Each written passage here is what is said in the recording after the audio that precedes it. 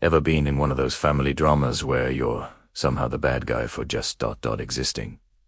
Yeah, that was my life. The story starts, as many family horror stories do, at Thanksgiving. But this isn't just about a burnt turkey or a political argument. This is about how I was banned from Thanksgiving and how that one act of petty tyranny led me to cut off the financial support my entire family had been living on for years. So, let's set the scene. I'm the classic successful 1NT family. I worked my tail off, built a career from scratch, and did pretty well for myself. My parents, on the other hand, made some, let's call them less than optimal financial decisions throughout their lives. My younger brother, bless his heart, followed right in their footsteps, hopping from one get-rich-quick scheme to another. 4 years, I was the family bank. Mortgage payments for my parents covered my brother's latest business venture, funded car repairs, utility bills, surprise medical expenses. You name it, I paid for it. I never really thought much of it. It's family, right? You help them out. I was happy to do it, even though a thank you was rarer than a unicorn. They just came to expect it.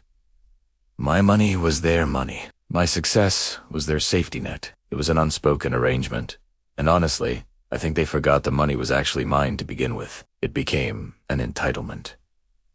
The drama kicked off a few weeks before Thanksgiving. My cousin, Sarah, was getting married. The wedding was out of state, a bit pricey, and I had a huge project deadline at work that same weekend.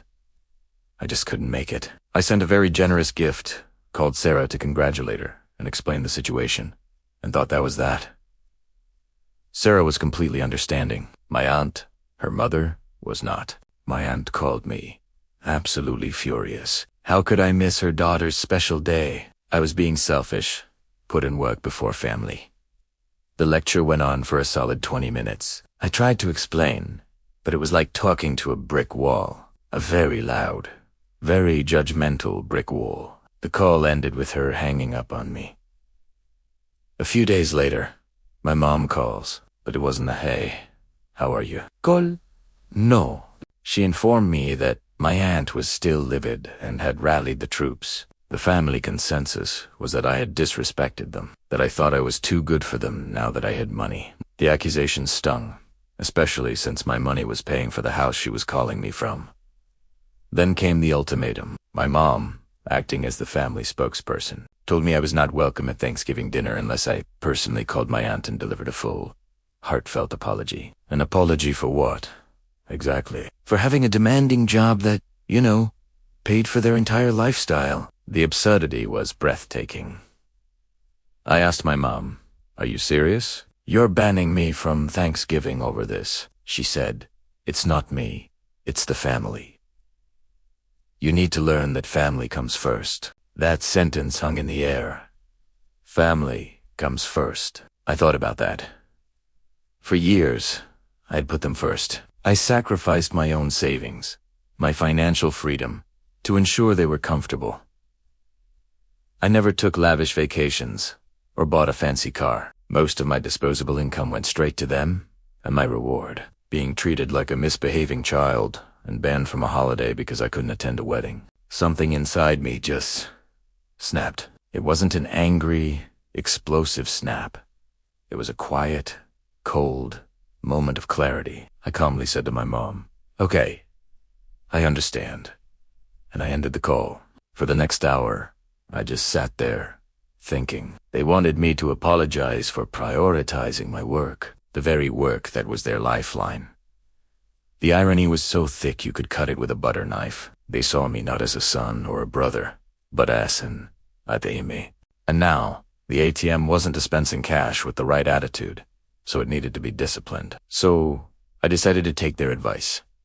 I would put my family first, my real family, the family I hoped to build one day. And that meant securing my own future. It meant I had to stop being their endless source of funds. The first thing I did was log into my online banking. My parents' mortgage was on autopay from my account. Click. Disabled. The monthly transfer I sent my brother for his living expenses.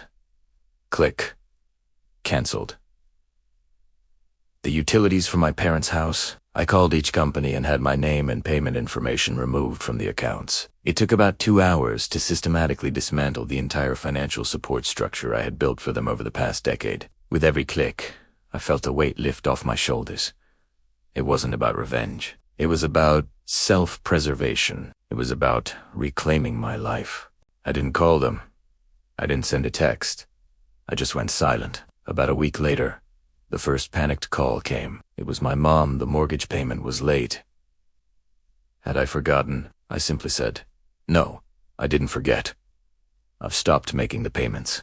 The silence on the other end of the line was deafening. She started stammering, asking why. I calmly explained, "You told me family comes first. I'm taking that advice. I need to focus on my own financial future. You and Dad will need to figure out how to cover your own expenses from now on." Then the yelling started. I was ungrateful, selfish, cruel. How could I do this to them?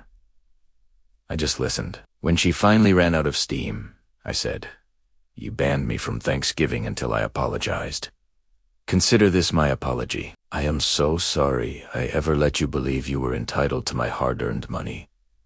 That won't be happening again." And I hung up. The next call was from my brother. His rent was due. Where was his money? I gave him the same speech. He called me every name in the book, but I didn't care. The words didn't hurt anymore. Thanksgiving Day arrived. It was the first one I had ever spent alone. I ordered a pizza, opened a nice bottle of wine, and watched my favorite movies. It was quiet. It was peaceful. It was the best Thanksgiving I'd had in years. No drama, no passive-aggressive comments, no feeling like I was just a walking wallet. The aftermath was messy. My parents had to sell their house and move into a small apartment they could barely afford on their Social Security. My dad had to get a part-time job as a greeter at a supermarket. My brother's business collapsed within a month, and he had to get a real job, working in a warehouse. They all tried to guilt-trip me. Aunts, uncles, cousins, everyone called to tell me what a horrible person I was. But here's the thing. I didn't feel horrible. Felt free. I started saving aggressively, investing in my own future. I traveled. I started dating someone wonderful who loves me for me, not for my bank account. Eventually, the calls stopped. They realized I wasn't going to budge. The family I knew was gone, in a way. The relationships based on financial dependency have dissolved. And you know what? It's for the best. Sometimes, the most loving thing you can do for your family and for yourself is to let them stand on their own 2 feet, even if it means you have to be the bad guy who cancels Thanksgiving. Thanks for listening to my story. It was a tough lesson to learn, but one that completely changed my life for the better. If you've ever felt taken for granted, maybe it's time to reevaluate what you're willing to give. Don't forget to like this video if you enjoyed it, and subscribe for more stories. See you in the next one.